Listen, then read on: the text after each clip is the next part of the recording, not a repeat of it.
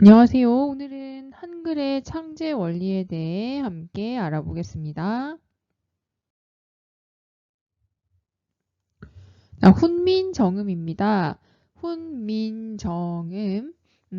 이 한자의 의미를 아는 친구들은 해석하기가 더 쉬울 건데요.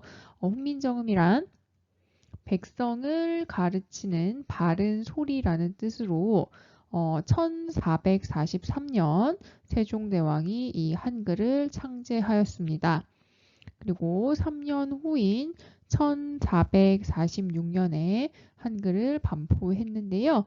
이 당시에 우리나라 글자를 이르는 말이 바로 훈민정음입니다. 자음 17글자와 모음 11자를 합하여 총 28자를 창제하였습니다. 자, 그럼 먼저 자음의 창제 원리 보겠습니다. 자음의 창제 원리는 크게 두 가지 상형의 원리와 가획의 원리가 있는데요. 자, 먼저 상형의 원리 보겠습니다. 상형 문자라는 말 들어보셨죠? 거기에 사용되는 상형과 같은 의미인데요. 상형의 원리란 기본자, 기본 글자를 우리의 발음 기관의 모양을 본떠서 만들었음을 의미합니다. 자, 그리고 가획의 원리란 기본 글자에 더할까에 획할 때 획이겠죠? 자, 기본자에다가 획을 더해서 소리의 세기를 표현하는 것. 그것이 바로 가획의 원리입니다. 자, 그러면 가획의 원리 좀 더 자세히 살펴보겠습니다. 우리말에 이제 한글 같은 경우에는 총 5가지 소리가 있는데 기본 글자인 기역에 획을 더하면 키읔이 되고요. 그리고 혀소리 니은에 획을 한 번 더하면 디귿, 또 2번 더하면 티읕이 됩니다. 또 입술 소리인 미음에 획을 한 번 더하면 비읍, 2번 더하면 피읍이 되고요. 다음 이소리에 획을 한 번 더하면 지읒, 2번 더하면 치읒이 됩니다.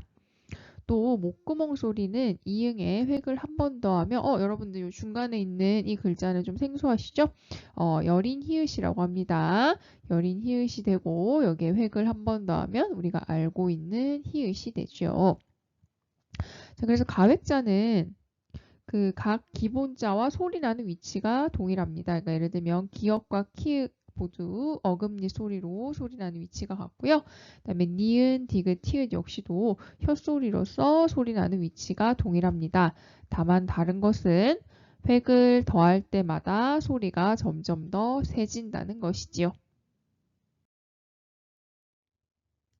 다음 이체자에 대해 살펴보도록 하겠습니다. 자, 이체자란 획을 더하긴 했습니다. 그렇지만 소리의 세기와는 전혀 상관이 없기 때문에 모양이 다른 글자라고 하여 이체자라고 합니다. 자, 이체자에는 3가지가 있는데요. 먼저 첫 번째, 이응에 꼭지 같은 것이 달려 있습니다. 옛 이응이라고 하고요. 어금니 소리입니다. 그리고 지금도 우리가 쓰고 있는 리을 역시도 혓소리이지만 이제 그 니은과 소리의 세기에 상관이 없기 때문에 이체자로 분류되고, 그다음에 세모 모양으로 생긴 이것 반치음이라고 하는데요. 반치음도 이체자에 해당합니다. 자, 이체자 3가지 예디음과 리을과 반치음 잘 알아두십시오. 자, 그러면 이제 상형의 원리를 추가해서 좀 더 알아보도록 하겠습니다. 먼저 기역입니다. 어금니 소리고요. 한자어로는 아음이라고 합니다. 기본자 기역은 혀뿌리가 목구멍을 막는 모양을 본떠서 만든 글자입니다. 자, 여기에 획을 더한 가획자는 키읔이 되고요. 이 같은 위치에서 나는 이체자에는 옛 이응이 있습니다. 자, 두 번째 혀소리 니은입니다. 혀소리는 한자어로 설음이라고도 합니다. 이 니은은 혀끝이 윗잇몸에 닿는 모양을 본뜬 것으로요. 획을 더한 가획자에는 디귿과 티읕이 있고 이체자에는 리을이 있습니다. 자, 세 번째, 입술 소리 미음, 순음입니다. 입, 그러니까 이제 입술의 모양을 본뜬 것으로 가획자에는 비읍과 피읍이 있습니다. 다음입니다. 이 소리, 시옷이지요. 한자어로는 치음이라고 하고요. 이의 모양, 치아의 모양을 본뜬 글자입니다. 자, 시옷에 획을 추가한 가획자는 지읒과 치읒이 있습니다. 그리고 이 소리의 이체자에는 반치음이 있습니다. 자, 다음 기본자입니다. 목구멍 소리 후음입니다. 목구멍의 모양을 본뜬 것으로 여린 히읗과 히읗이 여기에 해당합니다. 자, 그래서 기본 글자인 기역, 니은, 미음, 시옷, 이응이 각각 어금니 소리, 혀소리, 입술 소리, 이소리, 목구멍 소리라는 것을 잘 알아두시고요. 이것에 대한 이제 가획자와 이체자들이 어떤 것들이 있는지도 여러분들 꼼꼼하게 봐주시길 바랍니다. 자, 다음 자음의 창제 원리 좀 더 추가해서 보도록 하겠습니다. 병서의 원리가 있습니다.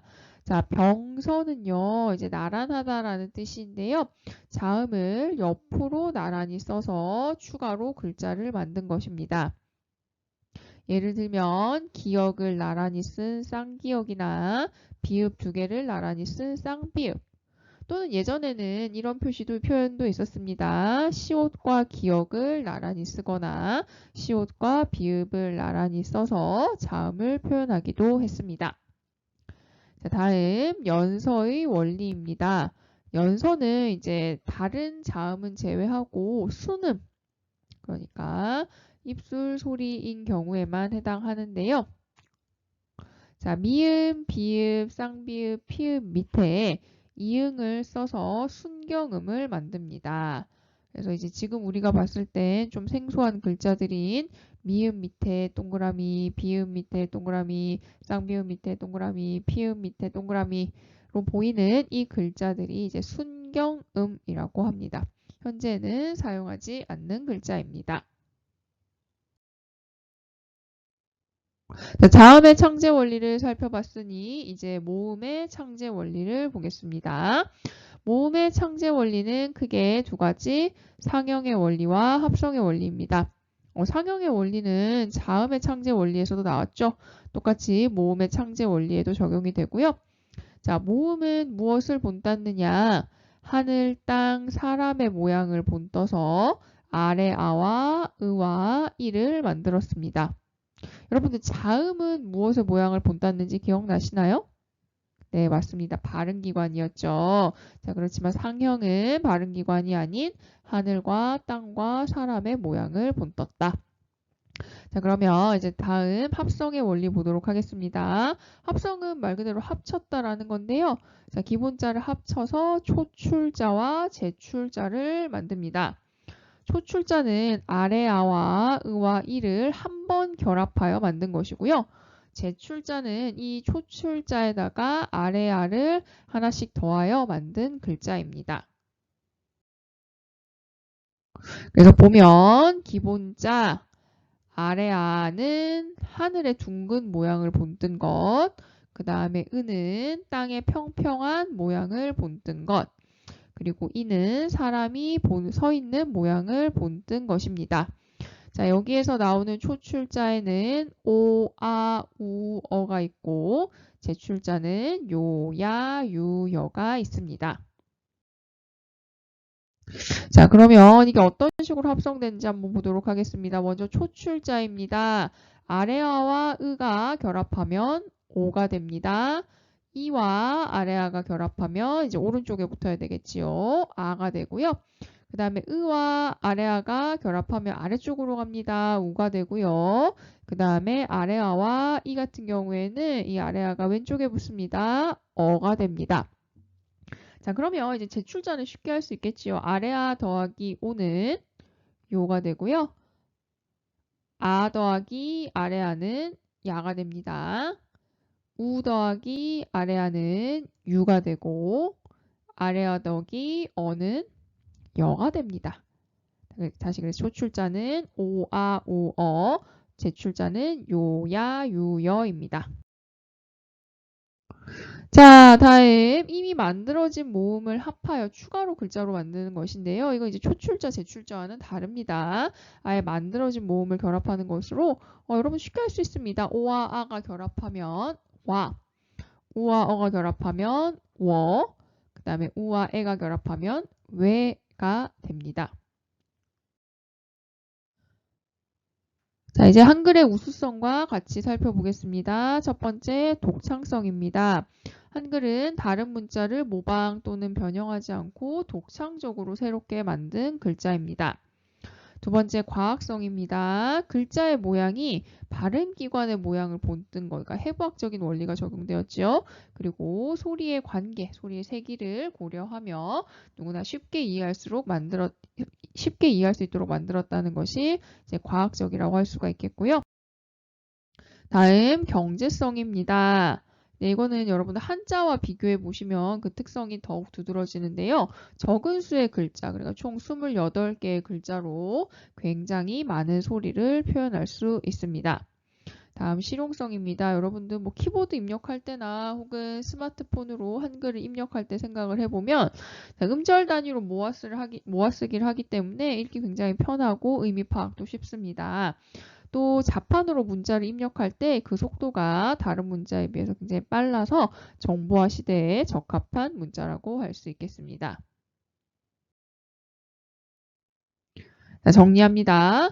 한글의 자음은 상형과 가획, 병서, 연서의 원리로 창제되었습니다.